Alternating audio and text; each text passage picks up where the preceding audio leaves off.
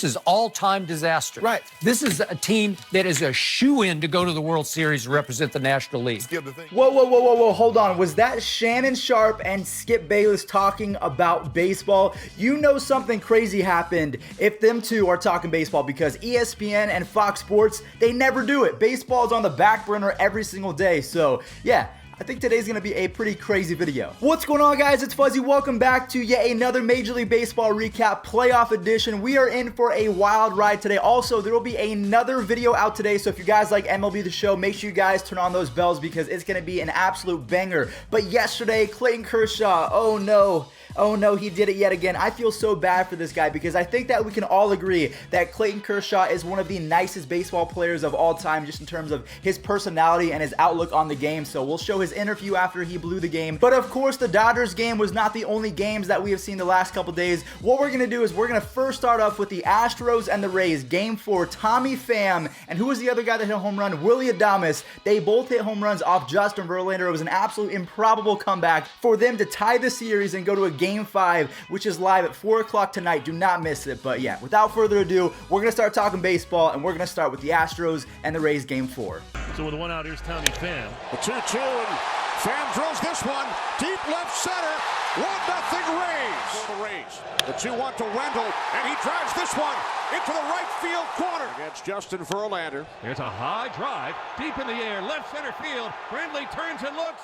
It's gone. I want you guys to let me know in the comment section down below who is going to win Game 5 tonight. And before we move on to the Cardinals and the Braves game, because that was an absolute beatdown, I'm going to go ahead and roll an interview from Tommy Pham, and I want you guys to let me know, do you love it or do you hate it? Because he was asked who he gives props to, and he said, yo, I'm proud of myself. Roll it. Who do you want to thank for helping you get here? I'm proud of myself, to be honest with you. I remember throwing the ball against the wall, playing catch with myself, throwing the ball up, hitting it, throwing batting practice to myself. I believed in myself from a young age. It ain't like I had a dad out there to play catch with me or throw me batting practice. So, you know, I'm proud of myself. Not gonna lie to you guys, I absolutely love that. There is nothing wrong with having self-confidence. There's self-confidence and then there's being cocky. I don't think that he was being cocky. This guy went to Durango High School, which is like 10 minutes down the street for me, so I'm a big fan of Tommy Pham. I have a little catchphrase called welcome to the family. Just all my favorite players, they're in the family, because Tommy Pham, bad, I know. The St. Louis Cardinals, I was on a hike yesterday listening to this game on the radio, and I still could not fathom what happened. They scored 10 runs in the first inning, and I actually made this meme and put it up on Twitter. A lot of people retweeted it, a lot of people liked it. It's Wilt Chamberlain holding up the 100 because he scored 100 points in a single game, but then I put a little dash in it with my amazing Photoshop skills. I just feel so bad for all you Braves fans because the Braves, they had a terrific season. They signed Josh Donaldson and Dallas Keuchel. They traded for Shane Green, Mark Melancon, and Chris Martin. All of these guys were supposed to propel them to a World Series, maybe even face the Dodgers, but we know what happened to the Dodgers. We'll talk about them right after the Braves game. But yeah, the Cards, I picked them to go to the World Series against the Yankees, and so far, I'm looking pretty good. They're the only teams that have advanced so far. Ozuna. Swing and a line drive is a base hit into right field. Carpenter. And Carpenter. 1 pitch, swing and a smash. Fair pass. Called Wong. Infield in. Wong lines one into left center field. That's down. Now for Ozuna. Ozuna strikes and he falls down. He can't make the throws. DS. There it is. The St. Louis Cardinals. You know, this is it for me, so I'm going to go home and be a dad and play with those kids. When you say this is it, what do you... Yeah, this is it. This is it.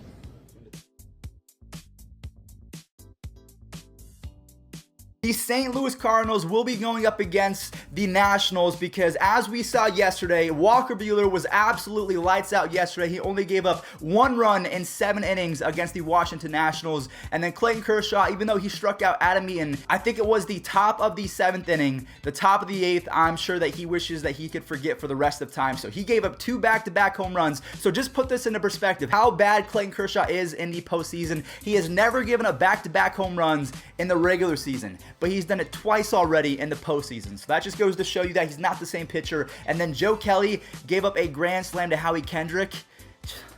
I mean, it's playoff baseball. What more do you want? And 5. Juan Soto.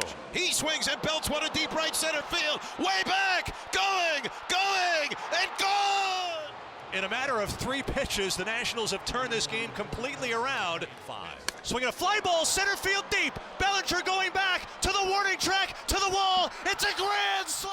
So just like we showed the interview from Tommy Pham, we're going to go ahead and do the same for Clayton Kershaw because I've actually not been able to listen to this, so I want to see what he had to say for himself after the game. I'm sure that he was very contrite and he was remorseful, so we'll roll that right now and then we'll talk more about the game because honestly, there's a lot of hate on Clayton Kershaw, but let's be honest, there's a few other guys that we could throw some blame on too. You know, I had one job to do, just get 3 outs, and got 1 out, and didn't get the other 2, and they went over the fence. Cost us the game right there. So it's a terrible feeling. No excuses. Just didn't make pitches, and got hit over the fence twice. So everything people say is true right now about the postseason. I understand that. Nothing I can do about it right now. It's a terrible feeling. It really is. I'm going to tip my cap to Clayton Kershaw because that interview was, I mean, hold on, let me put my hat on. That interview was exactly what I wanted to hear because he even admitted that the stuff about the postseason, it's correct. He's not getting the job done. Cody Bellinger hit .211 this year in the NLDS just a year after having a .063 in the 2018 World Series. So he's combined for like a 140, 150 average the last 2 postseasons, and that's not going to cut it. AJ Pollock, he went 0 for 13 with 11 strikeouts, and then Joe Kelly gave up the grand slam to a guy that has a 758 career OPS against right-handed pitchers. So you could blame Cody Bellinger and AJ Pollock for not being productive. You could blame Dave Roberts for bringing in Clayton Kershaw and then Joe Kelly. So there's just so many things that happened. I do think that Dave Roberts, even though he's been really good the last 3 seasons, I think he's won 100 games every single year. It might have been his last run at it. I truly feel like they should have brought in Kolarek. I'm pretty sure that's how you pronounce his name, against Juan Soto, because Juan Soto was 0 for 3 with that guy with 2 strikeouts. He looked actually like a AAA guy against that one pitcher, Kolarek. You had Kenley Jansen, you had Dustin May, you had Kenta Maeda that you did use, and he looked absolutely amazing. So I just think David Roberts, he really crapped the bed. Same with Clayton Kershaw, AJ Pollock, and Cody Bellinger. Those are really all of your stars, and they were not good. Even Corey Seager was terrible as well. So the questions I have for you guys that I want you to answer in the comment section down below. Number 1, who do you think is going to win Game 5 tonight between the Astros and the Rays? And then the second question, do you think that Dave Roberts should be fired? In my opinion, I feel like it's just he puts hope in his players above these stats because he really wanted Clayton Kershaw to reverse the curse. He's almost the Peyton Manning of baseball in the postseason. I just think that when you have Clayton Kershaw, his track record is his track record. You cannot put him in that situation. You have, like, let him get that out against Adam E, and that was fantastic. But then you have to bring in Maeda, you have to bring in Baez, you have to bring in these guys. They're 1-inning specialists, and the fact that you wasted them, you literally could have used 5 to 6 pitchers to close out that game. But instead, you go with Clayton Kershaw. I think he does get fired. Speaking of managers getting fired, Gabe Kapler was just fired by the Philadelphia Phillies. So there's a few other people that I want to talk about real quick. So the fact that the Phillies position is now open, does that mean that Joe Maddon is not going to go to the Angels? Because I think that, yes, it's a nice idea that you get to manage the greatest baseball player in the history of my life, Mike Trout, or you can go to the Phillies now. So I just think that either way, Joe Maddon is going to have a pretty good opportunity in his fingertips. We also have the Mets job. If we take a look, there's Joe Girardi and Carlos Beltran as the top 2 guys to get that job. I would love to see Carlos Beltran back in the league. I think that he has an amazing baseball mind. So yeah, there's so many things happening right now. There's the Cardinals absolutely dismantling the Braves. We have the Astros game on, and then we have Clayton Kershaw doing his thing in the postseason. And when I say doing his thing, I mean blowing games. So it's just really awful. There's the Angels position, there's the Phillies position, there's just there's so many things happening. So fortunately for me, I can recap all of this stuff and actually give you guys an MLB recap, so I'm happy about that. But man, what a wild day for baseball. Also guys, one more thing that I want to talk about. I'm going to go ahead and throw it up on the screen right now. The baseballs might be different in the postseason as opposed to the regular season. According to this tweet right here from No Little Plans, air resistance in the playoffs has shot up to the highest level since 2016, causing fewer home runs. Multiple lines of evidence suggest that the postseason baseball is totally different than the one used in the regular season. So as you guys can see, that line at the bottom, that shows air resistance in the regular season, and then on the right, that red line shows the postseason. Air resistance is completely up. So I'm not sure if that's because it's colder weather, so it's not going to travel as far as if it was warm, or maybe the baseballs really are different, because this has been the year of juice baseballs. I've made a video on it. So do you think that the baseballs are now different in the playoffs? Do you think that this whole juice baseball argument is now broken because of this? I don't know. It's crazy to me how you can go from, regular season records to the balls not leaving anymore in just the span of 2 weeks. I don't get it. So guys, do not go anywhere, because we still have to talk about this day in Major League Baseball history, and we have some fun things to bring up. On October 10th, 1957, the Milwaukee Braves, now the Atlanta Braves, him and Eddie Matthews captured their first ever championship. They beat the Yankees. So I do have a video of this. It's amazing. Roll it. Burdett fires. And Skowron hits a terrific drive down the third baseline. Matthews makes a miraculous backhanded stab at the ball. Races to third for a force out, and McDougald continues running. No one pitcher ever before has beaten the Yankees 3 times in a World Series.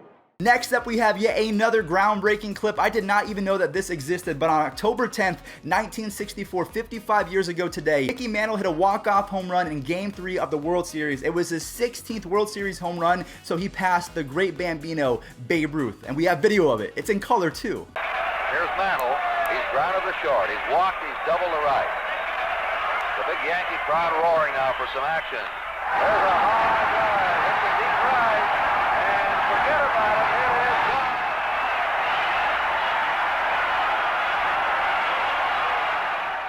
And then the last thing I want to talk about is on October 10th, 2011, 8 years ago, this feels like it was yesterday, Nelson Cruz hit a walk-off grand slam in game number 2 of the American League Championship Series. You guys remember that Rangers squad? They had Cliff Lee, CJ Wilson, Josh Hamilton, Adrian Beltre, I think was on the team maybe. You also have Vladimir Guerrero Jr., Michael Young, Ian Kinsler. That squad was absolutely stacked, but Nelson Cruz, this was a home run to remember.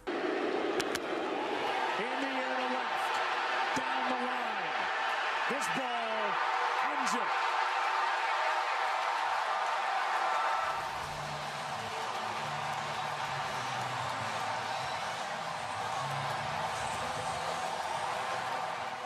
And that is also another reason why Joe Buck should never call a World Series or championship game ever again. A walk-off grand slam deserves more hype than that. But thank you guys all so much for watching. If you did enjoy, make sure you leave a like on this video and subscribe, because there's going to be more baseball videos to come. They're not going anywhere anytime soon. There's also going to be more postseason videos. So if you guys are hyped for that, leave a like. Show me that you're excited. Catch you in the next one. Peace out. I feel so bad for Kershaw, man.